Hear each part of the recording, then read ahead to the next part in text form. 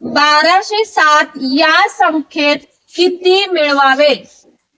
म्हणजे मिळणाऱ्या संख्येला 27 ने पूर्ण भाग जाईल. मग यासाठी आपल्याला काय करावं लागेल तर आपण सर्वप्रथम 27 ने 1207 ला भागूया. चल बघा 27 चोक 108. बाकी किती उरणार आहे? 12. वरतून घेतले 7.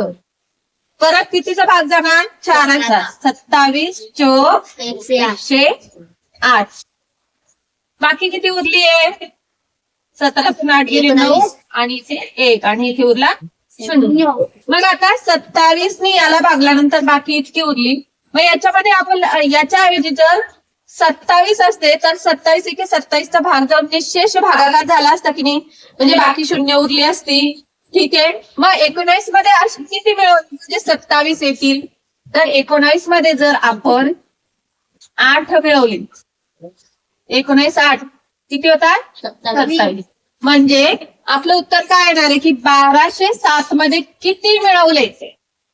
1207 मध्ये जर आपण 8 मिळवले तर किती येत आहे उत्तर? बघा 1215 येईल आहे की नाही. म्हणजे जर 1215 जर असते तर 27 ने पूर्ण भाग जाईल. मग किती मिळवावं लागले आपल्याला? 8. मग आपलं उत्तर काय येणार आहे? 8. उत्तर येणार आहे आपलं 8.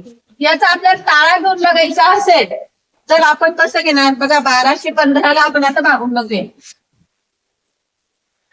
27 ने 1215 ला जर भागलं तर 27 चोक 108. बाकी किती येत आहे? इथे 3 इथे 1 आणि वरतून घेतला 5 आणि 27 5 135. बघा गेला पूर्ण भाग. म्हणून 1207 मध्ये जर आपण 8 मिळवले तर 27 ने पूर्ण भाग जाईल. कळलं सरांना?